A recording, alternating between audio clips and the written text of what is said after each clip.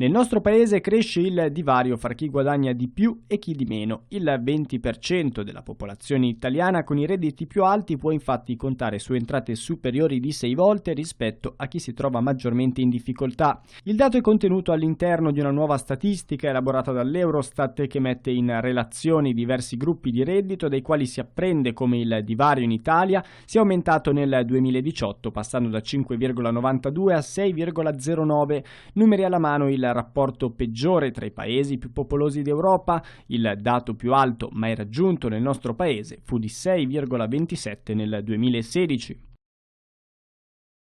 In Italia si conferma anche nel quarto trimestre del 2019 il persistere di una sostanziale stagnazione. L'industria è ancora in difficoltà. A dicembre gli ordini sono in parziale recupero, ma il PMI è crollato ancora di più e il CSC stima una produzione in calo nel trimestre. Nei servizi invece il PMI è salito a dicembre in area di debole crescita, è quanto emerge dal rapporto congiuntura flash del centro studi di Confindustria. Questa presenza raffigura un aspetto importante del nostro Paese, che è costituito da un tessuto culturale diffuso. In ciascuno dei vostri comuni vi sono segni culturali di grande rilievo, di grande importanza. E quindi essere capitale della cultura significa rappresentare e coinvolgere questo grande tessuto nazionale che in questa regione è particolarmente ricco e affascinante.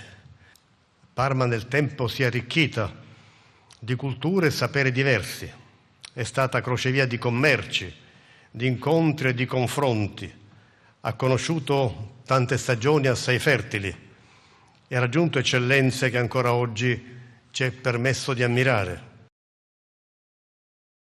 Il periodo da poco passato delle festività natalizie ha visto un incremento del 20% della domanda di ostriche made in Italy, un prodotto molto consumato nel nostro paese ma che a causa della produzione limitata viene per la stragrande maggioranza importato.